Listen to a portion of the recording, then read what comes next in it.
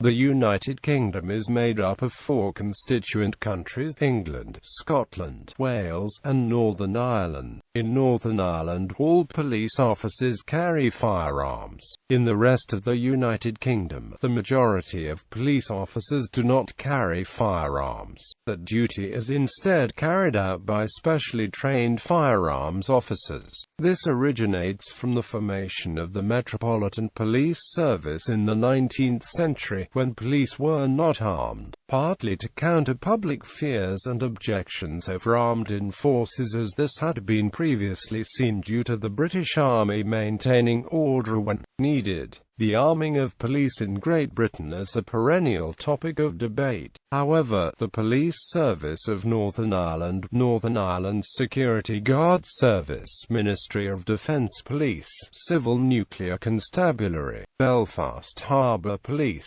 Belfast International Airport Constabulary, and most of the specialist operations units of the Metropolitan Police are all issued firearms as a matter of routine. Every force also has a force firearms units, with armed response vehicles. In relation to specialist firearms officers, in the year 2011-12, there were 6,756 authorized firearms officers, 12,550 police operations in which firearms were authorized throughout England and Wales, and 5 incidents where conventional firearms were used. The vast majority of officers are instead issued with other items for personal defense, such as speed cuffs, extendable asp baton, and incapacitant sprays such as PAVASES spray. While not firearms, incapacitant sprays are subject to some of the same rules and regulations as a projectile firing firearm under Section 5 of the Firearms Act 1968. Since 2004, police forces have increasingly been issuing tasers to authorized firearms officers for use against armed assailants. Tasers are considered by the authorities to be a non-lethal alternative to firearms. History: Ireland. Ireland's first organised police force, the Royal Irish Constabulary, was created in the early 19th century, after Ireland had been absorbed into the United Kingdom. Due to the amount of civil unrest and the threat from Irish nationalist, Republican groups, the RIC was armed from the beginning. The RIC played a key role in fighting the Irish Republican Army during the Irish War of Independence, and was essentially a paramilitary police force. In 1922, the Irish Free State left the UK and set up its own unarmed police force, Garda Síochána na Éireann. However, 6 of Ireland's counties remained within the UK as Northern Ireland.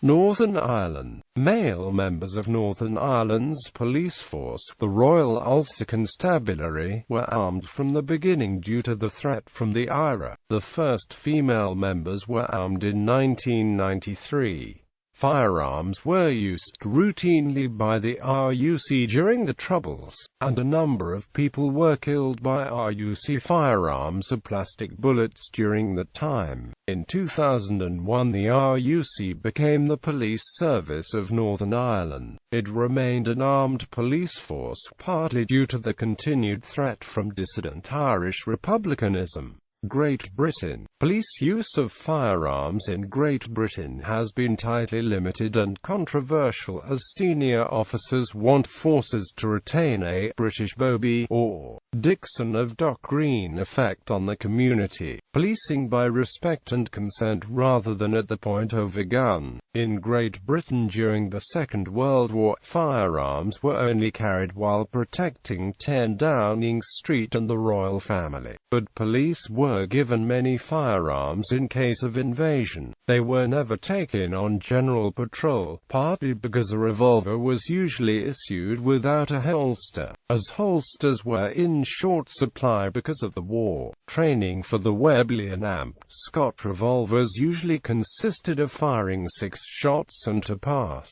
it was required that 3 shots had to be on target, although loading of the actual weapon was not taught. On the 26th of May 1940, Scotland Yard issued a memorandum detailing the Metropolitan Police use of firearms in wartime. It was decided that even though the police was non-combatant, they would provide armed guards at sites deemed a risk from enemy sabotage, and would assist the British Armed Forces in the event of an invasion. On the 1st of June 1940, 3,500 Ross rifles, which had last seen service in 1916, and 72,384 rounds of 303 ammunition were received from the military and were distributed among police division. Rifles were also issued to the Port of London Authority Police. In 1948, after the Second World War, concerns were aired by the Home Office of the police force's role in another war, a nuclear attack. To combat this, it was decided that some of the forces would be lent 10 guns by the Ministry of Defense and a number of Lee Enfield No. 4 Mk2s.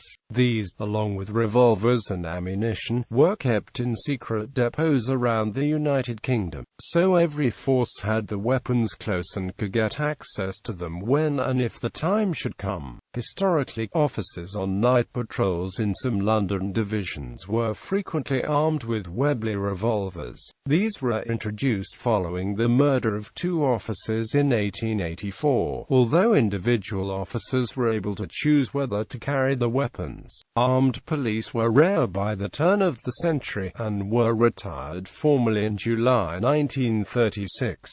However, after the Battle of Stepney in 1911, Webley semi-automatics were issued to officers. From 1936, firearms could only be issued by a sergeant with good reason, and only then to officers who had been trained in the usage. The issue of routine arming in Great Britain was raised after the 1952 Derek Bentley case, in which a constable was shot dead and a sergeant severely wounded, and again after the 1966 massacre of Braybrigg Street, in which 3 London officers were killed. As a result, around 17% of officers in London became authorized to carry firearms. After the deaths of a number of members of the public in the 1980s fired upon by police, control was considerably tightened. Many officers had the firearm authorization revoked, and training for the remainder was greatly improved. As of 2005, around 7% of officers in London are trained in the use of firearms. Firearms are also only issued to an officer under strict guidelines. To allow armed officers to respond rapidly to an incident, most forces have patrolling armed response vehicles. ARVs were modelled on the instant response cars introduced by the West Yorkshire Police in 1976, and were first introduced in London in 1991, with 132 armed deployments being made that year. Although largely attributable to a significant increase in the use of imitation firearms and air weapons, the overall increase in firearms crime between 1998-99 and 2002-03 has kept this issue in the spotlight. In October 2000, Nottinghamshire Police introduced regular armed patrols to the St Anne's and Meadows estates in Nottingham, in response to 14 drug-related shootings in the 2 areas in the previous year. Although the measure was not intended to be permanent, patrols were stepped up in the autumn of 2001 after further shootings, after which the firearms crime declined dramatically. As of September 2004, all forces in England and Wales have access to tasers, but they may only be used by authorised firearms officers and and specially trained units. The Police Federation have since called for all officers to be issued with tasers, with some public support. In 2010, following the serious injury of an unarmed officer in a knife attack, the chairman of the Police Memorial Trust, Michael Winner, stated that he had put up memorials to 44 officers and that he believed it is almost certain that at least 38 of those would be alive had they been armed. In response, Chairman of the Metropolitan Police Federation Peter Smith said, "A lot of police officers don't want to be armed. We don't want a call to arms. I don't think that's necessary." Surveys by the Police Federation of England and Wales have continued to show police officers considerable resistance to routine arming. In the Federation's most recent officer arming survey, 82% of respondents were against the routine arming of police, although 43% supported an increase in the number of officers trained and authorized to use firearms. It was reported in May 2014 that AFOs in Scotland had been authorized to carry holstered handguns at all times, rather than the usual practice of them being secured in ARVs. A 2015 survey by the Scottish Police Authority showed that 53% of the public backed the policy. In February 2015, it was reported in some English forces were also deploying AFOs to routine incidents. This was defended on the grounds of that it was a better use of resources than only deploying AFOs solely to the small number of incidents requiring firearms support. Legal status. The usage of firearms by the police is covered by statute, policy and common law. Authorized firearms officers may only carry firearms when authorized by an appropriate authorizing officer. The appropriate authorizing officer must be of the rank of inspector or higher. When working at airports, nuclear sites, on protection duties and deployed in armed response vehicles in certain areas, standing authority is granted to carry personal sidearms. All members of the Police Service of Northern Ireland have authority to carry a personal issue handgun as a matter of routine, both on duty and off. In all forces, usage of other weapons such as semi-automatic carbines requires further training and authorization. Semi-automatic carbines are stored in a locked armory inside armed response vehicles. Equipping of semi-automatic carbines rests on a judgment of the AFO. United Kingdom law allows the use of reasonable force to make an arrest, to prevent a crime, or to defend oneself. However, if the force used is fatal, then the European Convention of Human Rights only allows the use of force which is no more than absolutely necessary. Firearms officers may therefore only discharge the weapons to stop an imminent threat to life. ACPO policy states that use of a firearm includes both pointing it at a person and discharging it. As with all use of force in England and Wales, the onus is on the individual officer to justify their actions in court. Firearms used. Different police forces use a variety of firearms. Although, for forces in England and Wales, guidance is provided from ACPO and the Home Office, decisions on what weapons will be employed by an individual force largely rest with the Chief Constable. Notable incidents. According to an October 2005 article in The Independent, in the preceding 12 years, 30 people had been shot dead by police. The following are examples of shootings by British police officers. This figure presumably excludes those killed in Northern Ireland. During the Troubles in Northern Ireland, Royal Ulster Constabulary officers killed 30 civilians, 17 members of Irish Republican paramilitaries and 4 members of Loyalist paramilitaries. Fatal incidents. Note: the following is incomplete, and also does not include killings by police in Northern Ireland. In June 1980, hostage Gail Kinchin and her unborn baby were killed in crossfire between West Midlands officers and her boyfriend. On the 24th of August 1985, John Shorthouse, aged 5, was shot dead in a police raid on his home in Birmingham. The incident produced hostility towards the police over 2 days after John's death, when a policewoman was dragged from her patrol car and beaten by youths. Following the Shorthouse case, West Midlands Police abandoned its practice of training rank-and-file officers for firearms duties and formed a specialist squad. On the 24th of April 1995, James Brady, 21, was shot dead in an ambush by police officers acting on a tip-off. He and 3 friends were thought to be about to steal from a club in Westerhope Village, near Newcastle. The torch he had been carrying was mistaken for a firearm. On the 28th of April 1995, a prisoner on day release,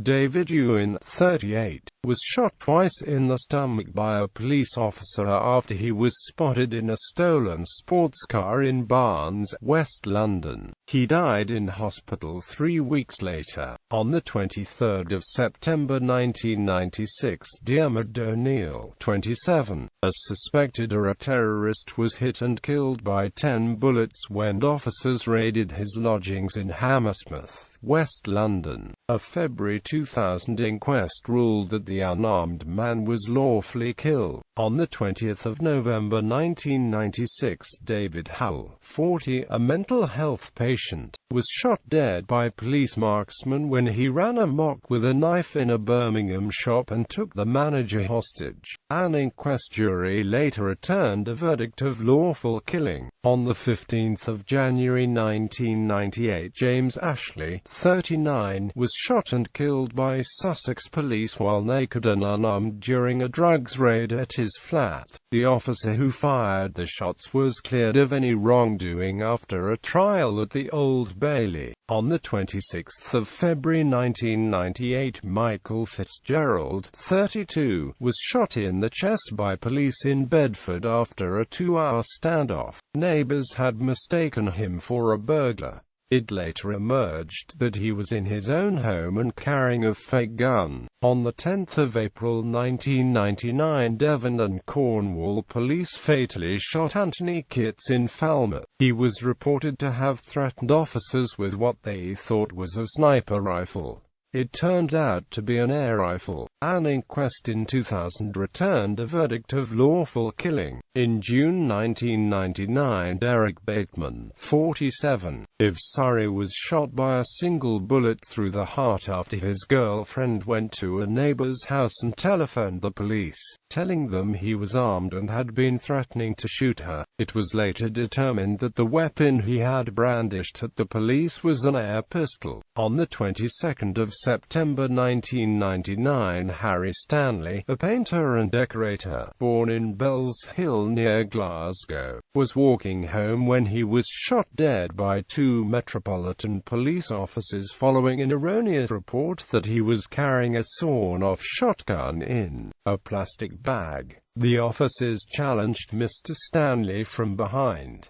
As he turned to face them, they shot him dead at a distance of 5 meters. It later emerged that the plastic bag actually contained a broken table leg that Stanley's brother had just fixed for him. Following numerous inquiries, both officers were exonerated after 6 years of court cases and inquiries. It was found that neither officer was liable for criminal charges nor would face any disciplinary sanctions. However, the report did make notable recommendations to the police on the post-incident procedure to be followed after a shooting and about challenging members of the public from behind. On the 24th of September 2000, Kirk Davies, 30, died after being shot by a West Yorkshire police officer in Wakefield. He had an air rifle and had threatened a police officer earlier in the evening. On the 30th of October 2000, Patrick O'Donnell, 19, was shot by a Metropolitan Police officer after a siege at a house in Islington, North London, in which he took his mother and girlfriend hostage. On the 12th of July 2001, Mr. Andrew Kernan, 37, a gardener from Wavertree in Liverpool, was shot dead in the street by the second of two shots fired by officers of the Merseyside Police Force.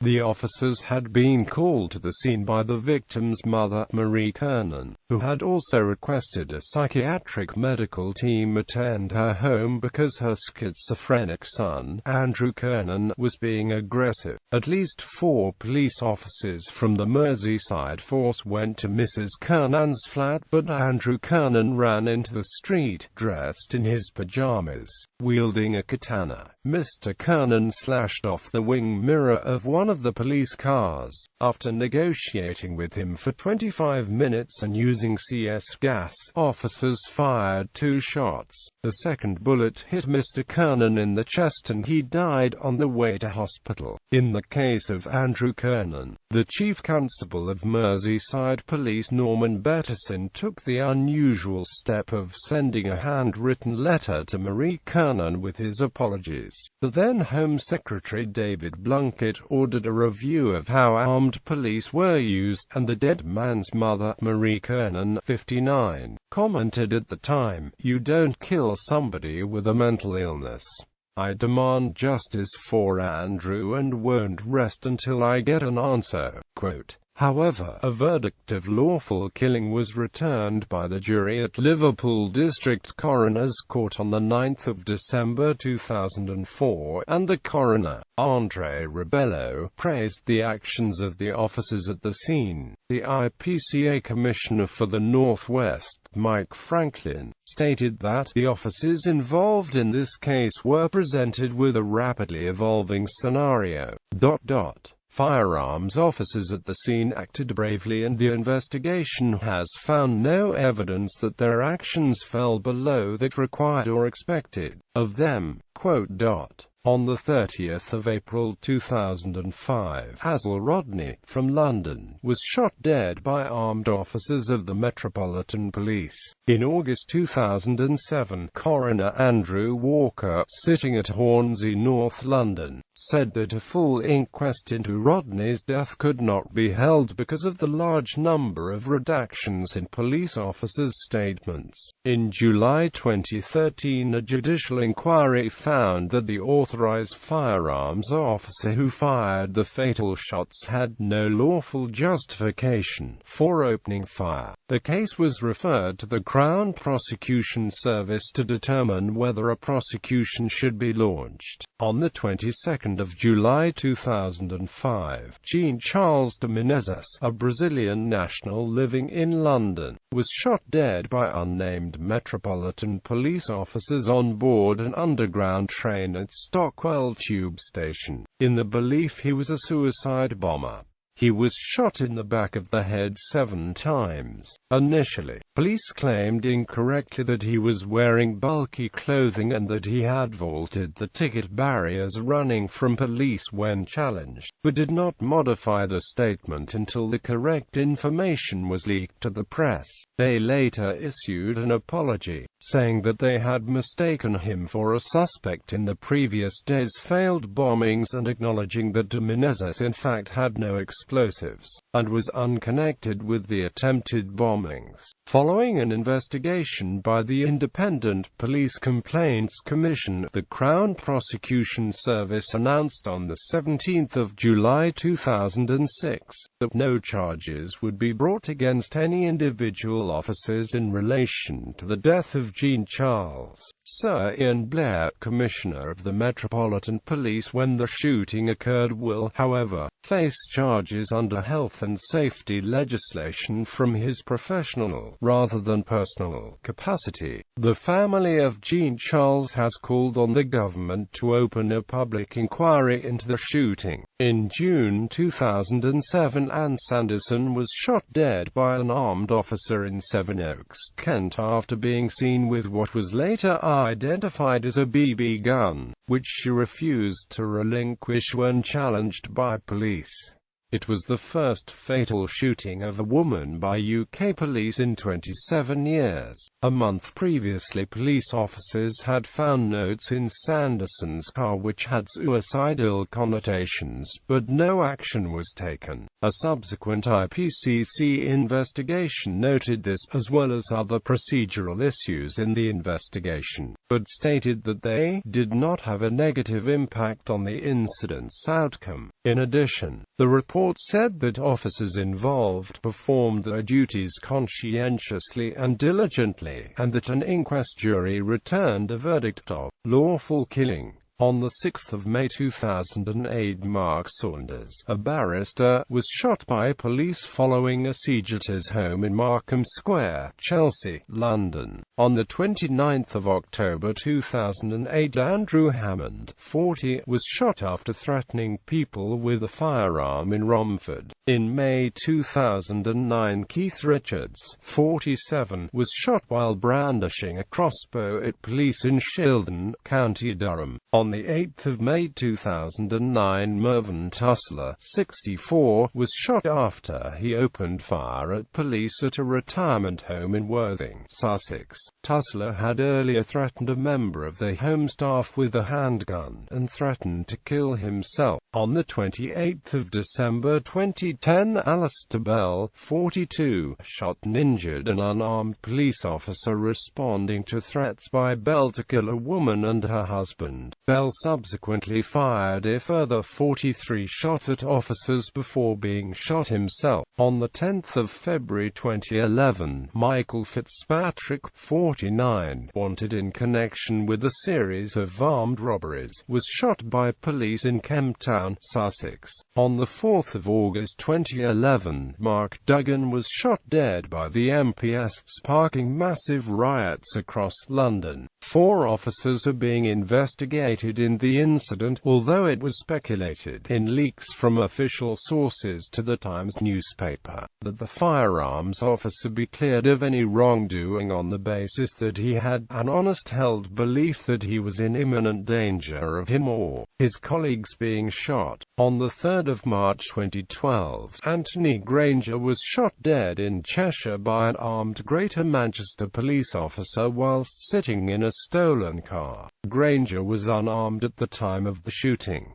Chief Constable Peter Fahey was charged under health and safety legislation over the shooting. On 5 September 2014, Dean Joseph, 40, was shot after holding a woman at knife point in Islington, London. On 30 August 2015, James Fox, 43, was shot after making threats to kill with a firearm in Enfield, London. On the 22nd of October 2015, Richard Davis was shot by police in St Neots, Cambridgeshire. On the 1st of May 2016, William Smith, 36, was shot dead during a police raid in Kent in connection with the killing of Roy Blackman, 73, during a burglary 10 days previously.